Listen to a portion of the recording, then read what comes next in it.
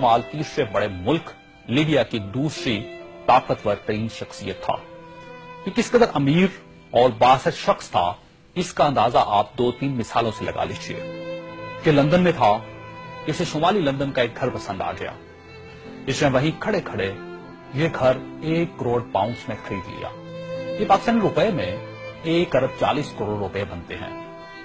اسے 2009 میں مانٹی کارلو میں اپنی 37ویں سالگرہ منائی۔ یہ دنیا کی مہنگی ترین سالگرہ تھی، جس میں روس کے الومینیم ٹائکون اور لیک ٹیری پاسکا، سونے کی کانوں کے مالک پیٹر منک اور مناکو کے شہزادے البرٹ سمیت دنیا بھر کی مشہور شخصیات نے شرکت کی۔ یہ پینٹنگ خریدنے کا شوقین تھا، اس کے پاس اربوں ڈالر کے شاہپارے تھے اور یہ تمام شاہپارے اس کے محلات میں لگے تھے۔ اسے 2006 میں اسرائیلی اداکارہ اورلی وینسمین اچھی لگ گئی تو اس نے اس کے گرد دولت کے انبار لگا دیے، چنانچہ یہ اس کی گرل فرینڈ بن گئی اور یہ دنیا کی مہنگی ترین گرل فرینڈ تھی۔ برطانوی وزیر اعظم ٹونی بلیئر اسے اپنا ذاتی دوست کہتا تھا اور اس پر 10 ڈاؤننگ اسٹریٹ کے دروازے ہر وقت کھلے رہتے تھے۔ برطانوی شاہی خاندان نے اسے کئی بار بکنگم پیلس اور ونڈسر کاسل میں لنچ اور ڈنر دیے تھے۔ یہ لندن اور پیرس میں پلے بوائے کی زندگی گزارتا تو اسے دنیا جہان کے قانون توڑ کر بہت خوشی ہوتی تھی۔ اس نے ایک بار پیرس کی شانزلیزے پر 120 کلومیٹر کی رفتار سے گاڑی چلا کر پوری یورپی دنیا کو حیران کر دیا اور پیرس کی سٹی حکومت کوشش کے باوجود اس کا چالان نہ کر سکی۔ یہ لیبیا کی انویسٹمنٹ اتھارٹی کا سربراہ بھی تھا اور یہ اتھارٹی دنیا کے کسی بھی ملک میں کسی بھی وقت 10 بلین ڈالر تک کی سرمایہ کاری کر سکتی تھی اور یہ ایک بہت بڑا استحقاق تھا۔ اس شخص کا نام ناظرین سیف الاسلام ہے اور یہ لیبیا کے سابق حکمران کرنل قذافی کا بیٹا ہے۔ سیف الاسلام کرنل قذافی کا وارث اور ولی عہد بھی تھا اور اسے دنیا کا اس کے بارے میں خیال تھا کہ یہ کرنل قذافی کے بعد لیبیا کا حکمران ہوگا۔ یہ اس قدر بااثر تھا کہ کرنل قذافی کو نیوکلیر پروگرام طرح کرنے پر بھی کسی نے قائل کیا تھا۔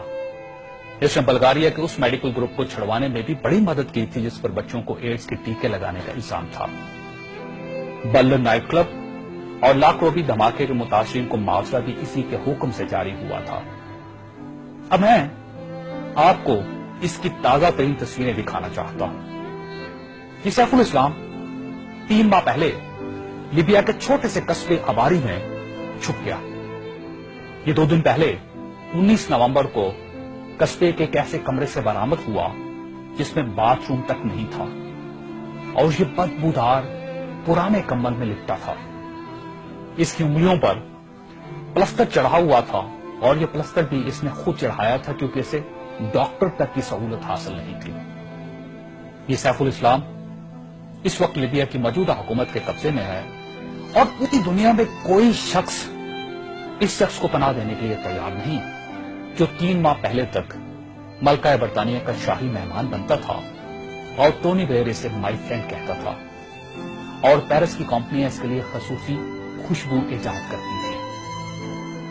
یہ ہے سوال اور یہ تصویر دنیا کے ان تمام حکمرانوں اور ان کے خاندانوں کی عبرت کا سبق ہے جو اقتدار کو سب کچھ سمجھ لیتے ہیں اور جو اس زون میں مبتلا ہو جاتے ہیں کہ ان کے اقتدار کا درخت ہمیشہ سبز رہے گا۔